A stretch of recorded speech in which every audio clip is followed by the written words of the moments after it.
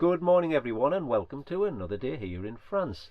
Now today I'm at the Newfoundland Memorial here at Beaumont Hamel, and it's a reminder to the tragic events what took place on the 1st of July 1916, when over 90% of the Newfoundland regiment was either killed or seriously injured. Now I'm going to take you with me inside, and we're going to let you see around one of the best preserved battlefields here in France.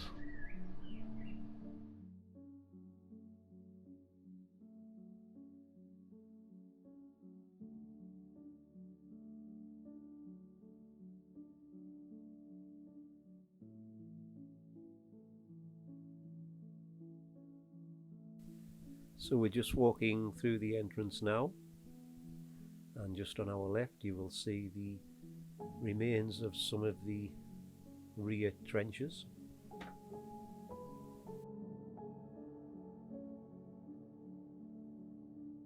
And we're just going to head along on the path, and you'll be able to see the devastation of the bomb craters and the remainder of some trenches. Most of the farmland around the memorial has been reclaimed, but this is one of the best preserved areas in France from the war.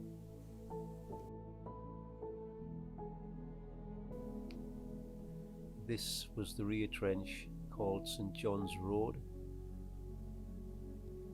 where the Newfoundlanders would have waited for their orders to advance to the forward trenches and on into no man's land. That's looking along from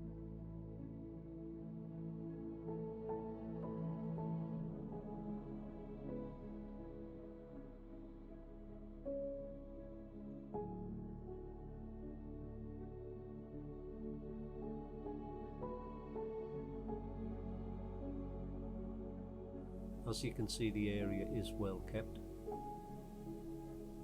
and recently upgraded for the public for visiting purposes. We're just coming up to some of the more forward trenches. You can see the crater damage, the scarring of the landscape. We have the communication trenches. These would have been around about 8 foot deep 100 years ago, but time has allowed the land to settle.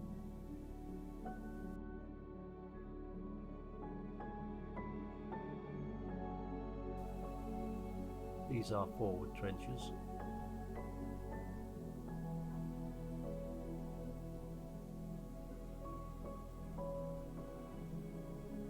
And just ahead of us you can see on the left there the Caribou Memorial.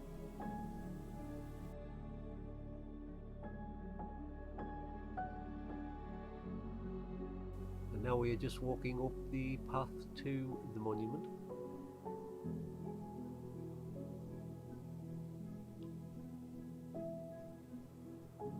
And you can see the crater damage and the existing trenches, what is still scarring the landscape. And you get a better idea from as you climb a little bit of height, you can actually see around. These arrows point you in various directions of different events and places on the battlefield. There's quite a few of them around the memorial. As you can see, the German trenches are straight ahead, about 200 yards away. These are British trenches down here. You can see the bomb craters and the communication trenches. None of the trees would have been around. And at the back there, St. John's Trench, where the Newfoundlanders were waiting for their orders to advance.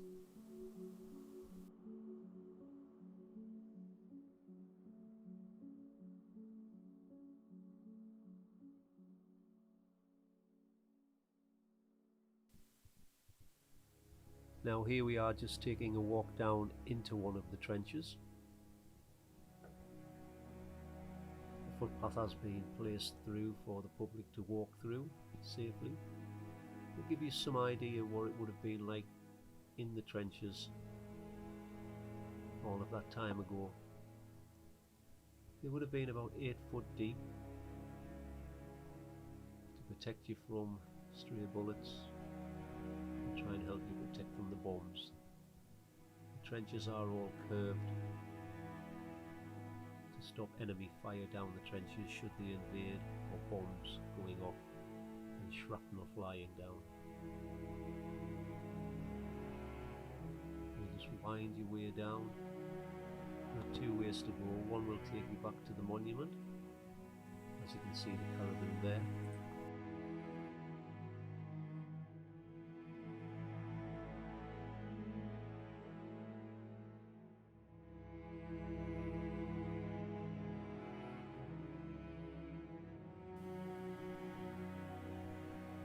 Now, as we can see from the air, the scarred land with the main trenches running through the centre of the aerial shot. You can see it zigzagging its way down, and running left to right, the communication trenches running back to what's known as St John's Road, past the monument.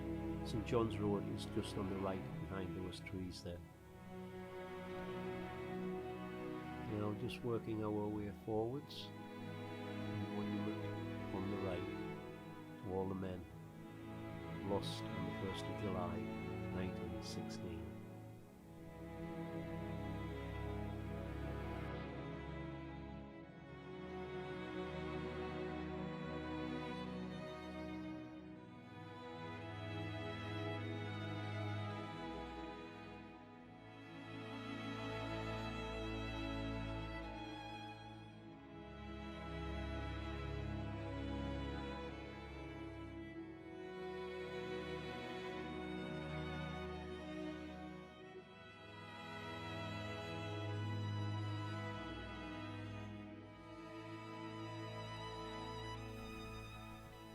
And here you get a better view of the shape of the trenches.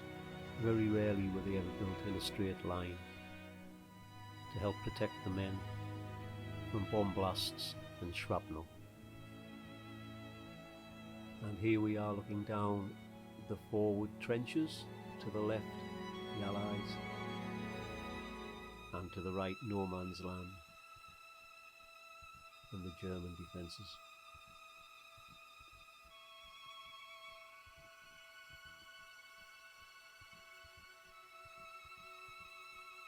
You can still see some of the remains of the walls of the trenches. Now here we're just working our way down to what's known as the danger tree.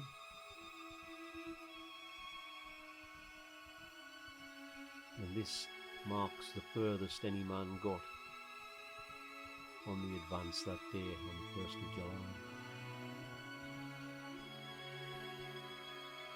Still a long way from the German trenches.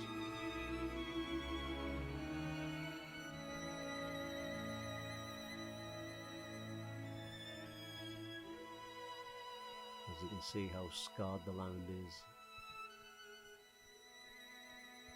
Looking down over no man's land.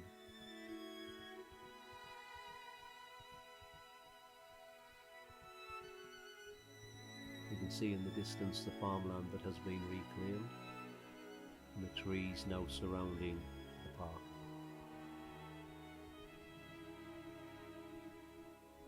Here we have another one of the cemeteries, the men lost during the war.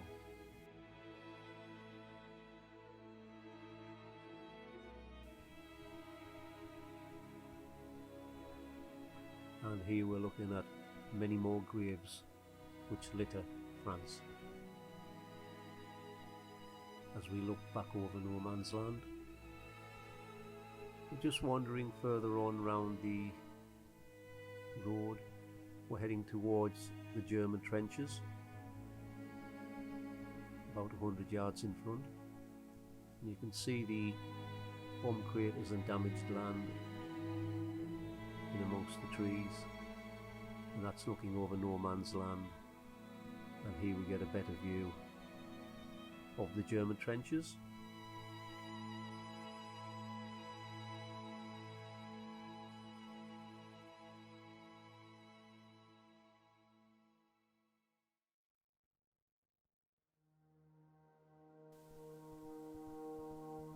Now, working our way along the road, to the right we have the village of Beaumont Hamel and some of the communication trenches for the Germans.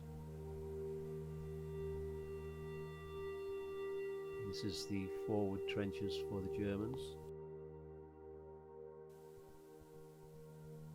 And just on the right is Y Ravine.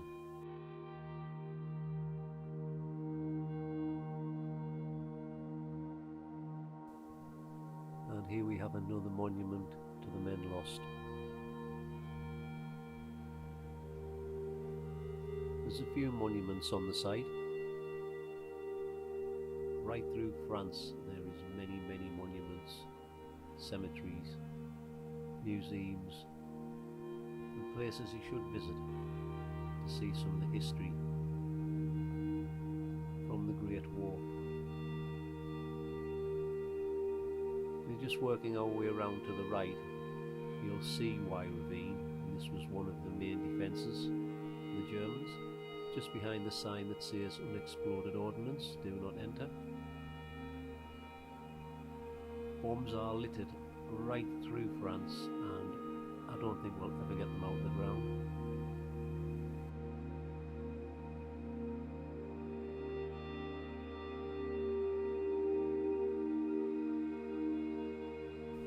Now, just continuing round, we have another monument and many graves.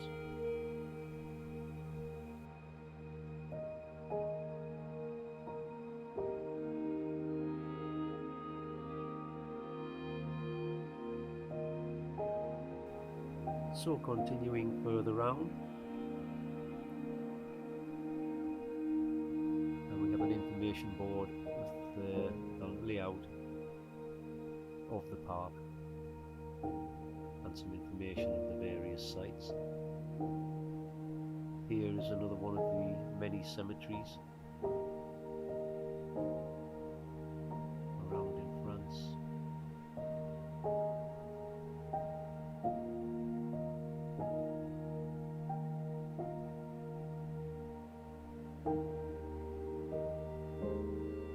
Pause the video, you'll be able to read the information. And this one shows you the bomb blast from the explosion of 18,000 pounds underneath the German defences. And now we're heading back towards the Caribou Monument.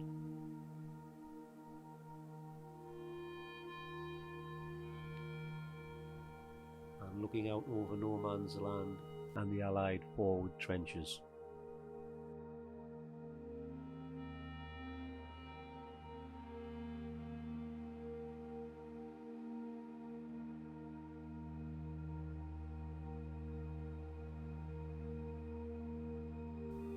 And we are back at the monument.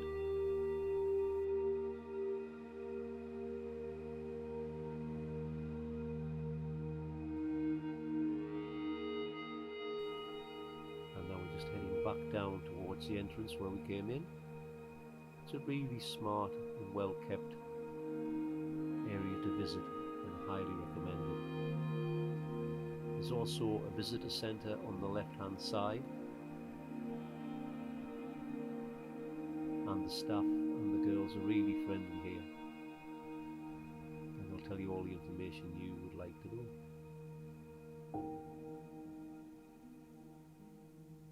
It is one of the most visited sites in France for the war.